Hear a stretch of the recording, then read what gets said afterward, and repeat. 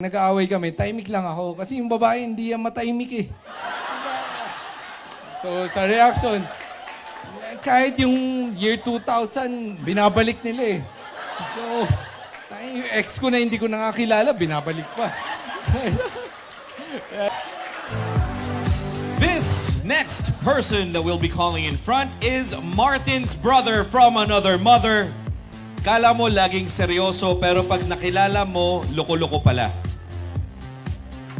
Very dependable, trustworthy, and loyal. Pinaka-maaasahan mo sa chismis. Good evening, everyone. Sorry, lasing na ako eh. So, I'm Ken Yao, Martin's best friend and best man.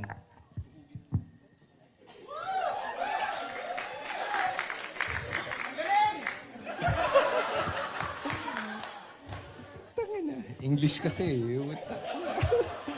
So, si Martin, kahit sa anong bagay, maasahan mo yan. Sobrang mapagkakatiwalaan sa kahit anong bagay. Sa lahat na naging problema ko sa buhay, nandyan siya para sa akin. Minsan, sa sobrang close namin, naging parang mali na eh. Last time, parang college pa lang kami nun. College pa lang kami, nanood kami ng movie na Tagalog, na romantic movie. Kaming dalawa lang. Love story, kaming dalawa lang. Pinagtitinginan kami ng ibang tao. Parang bakla ba ako? Wala na sa script yun. Fast forward to January 2020, pandemic nun. May nakilala si Martin sa Facebook. Inad niya sa Facebook na pinakilala ng office mate namin. Sabi ko, sino na naman yung bibiktamahin mo? Yung pala si Cleo. Anyway, kinikilig siya pag kinikwento sa amin ng wife ko, saan ba yun? Si Chris. Tutangina, yari ako mamaya. Sabi niya, may hindi kwento yung pari kanina eh. Sabi niya sa akin, Cleo, kinikwento sa akin ni Martin, ikaw daw yung patay na patay sa kanya. Nung high school pa lang kami, yung sa inter-school na varsity basketball, sabi niya sa akin, kilala mo na daw siya. Parang patay na patay daw, ka daw sa kanya. So, sabi niya, chinito ako. Siyempre, sino ba naman hindi magkakagusto sa akin? Si Martin lang talaga yung sumuport sa akin ng...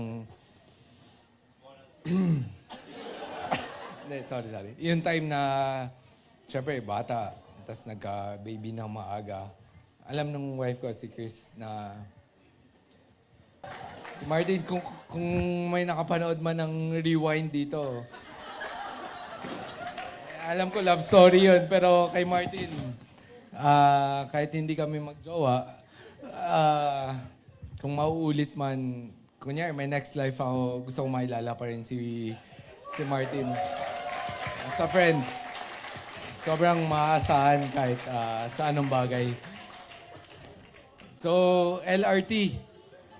So, sabi niya, wag lang kayo basta mag-commute or mag-kotse nyo. So, LRT, L is for love, R is for respect, and T is for trust. So, I think, for 14 years, in-apply ko to sa marriage namin ng wife ko. Effective naman. So, hindi naman siya nagagalit sa akin. So, L is for love, and R is for respect, and T is for trust. I know, sa lahat naman ng kinasal dito, wag na tayong maglokohan. Nag-aaway-away rin naman kayo. So, ako, yung ginagawa ko lang, pag nag-aaway kami, tahimik lang ako. Kasi yung babae, hindi yan matahimik eh. So, sa reaction, kahit yung year 2000, binabalik nila eh. So, yung ex ko na hindi ko nakakilala, binabalik pa. Joke lang. Yung Chris. So, advice ko lang. Advice ko lang. Sorry. Overtime na yata ako. Hindi, okay lang. Pagka nag-aaway kayo, siyempre hindi naman maiwasan yan. Tahimik ka na lang, Martin. Trust me, kinabukasan, mag-asawa pa rin naman kayo. Kasi pag galit kayo parehas, dun lumalabas yung mga masasakit na salita eh. Martin, mahal na mahal kita bilang kaibigan. Bilang kaibigan. So, sobrang swerte ako na nagkaroon ako ng kaibigan na katulad ni Martin. Gusto ko na sabihin sa'yo, Cleo, ako ang nauna pero ikaw ang nagwagi.